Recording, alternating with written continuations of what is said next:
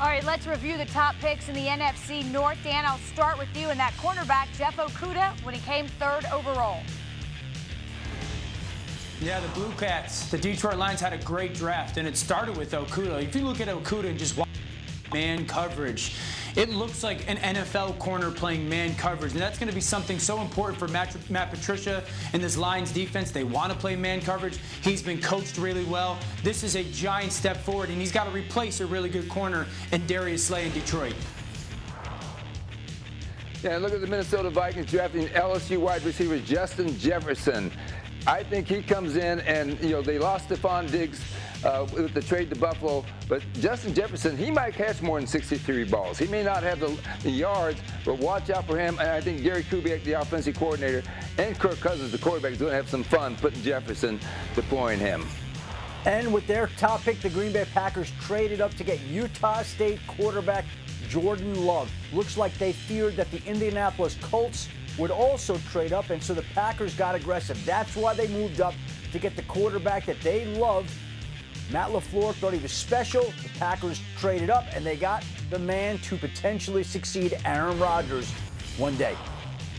Jeff Gladney goes to the Vikings, their second first-round pick. We're talking about Justin Jefferson helping out Kirk Cousins at wide receiver. Slot guy, think about Jeff Gladney. How about those battles in practice with Jalen Reagor? He goes to the Eagles. Reagor does in the first round. Gladney learned a lot in practice dealing with that. He's obviously a guy very adept at breaking up passes.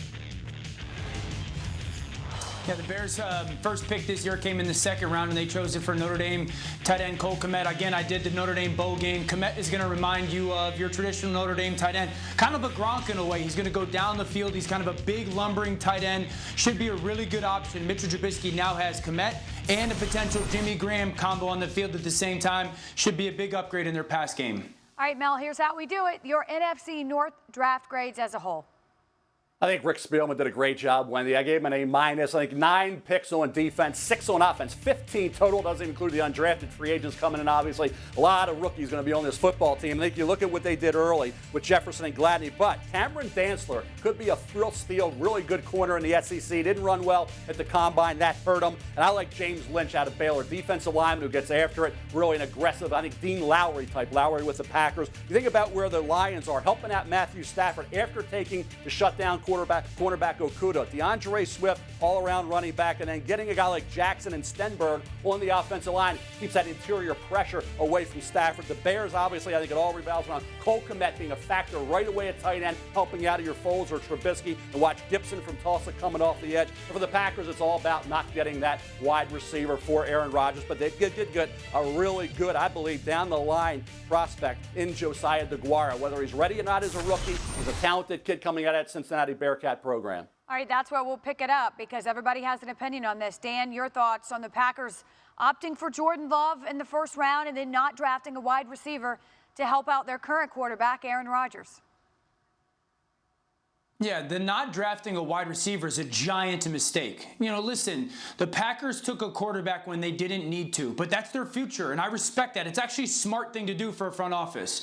And I had went on television Friday and said, we got to see what they do with the 62nd pick because this was such a wide receiver deep class. And for them to not make a move and go secure a relatively dynamic wide receiver in that 2nd round is a giant mistake.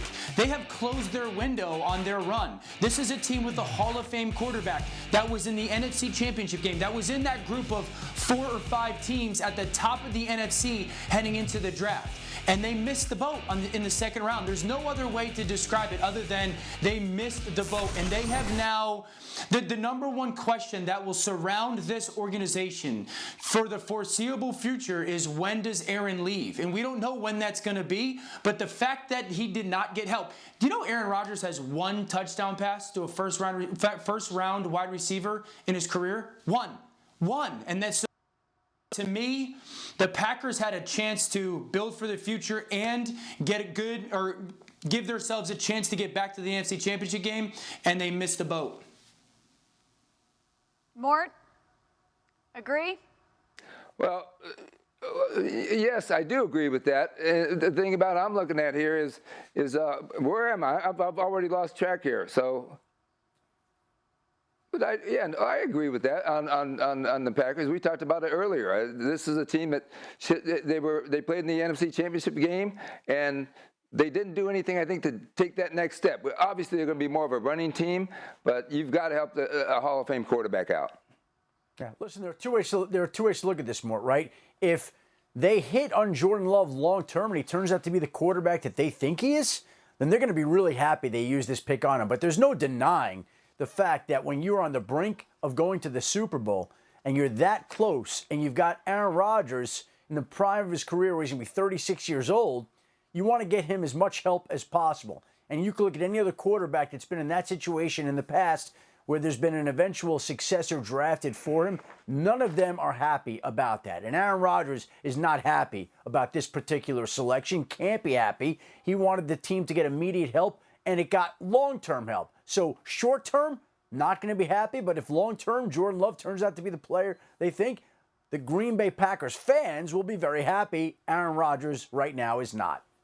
Mel? Yeah, that's the thing, Adam. You think about Jordan Love. That's no problem with that pick. I have him at 21 on the board. He goes 26. Hey, no problem there. They did it with Aaron. They brought him in for Favre. But the bottom line is, you think about wide receiver. Devontae Adams should be as upset as Aaron Rodgers. He needed help. He had 48 more catches than the next wide receiver with the Green Bay Packers, and that was an undrafted free agent. So to get Adams some help, not necessarily Rodgers needed, but help out Adams. And for Aaron Rodgers, if you're going to take his heir apparent, at least get him a receiver at some point. Lynn Bowden Jr., Kentucky, was out there. Antonio Gandy, Golden Liberty. James Prochet, the Ravens jumped into the 6th round to get him. There were receivers in every round that you could have made a move to get. And like I said, just get one for Aaron might have been enough. And like I said, Josiah DeGuara, the tight end, has a chance to be pretty good. But no wide receiver to me was shocking.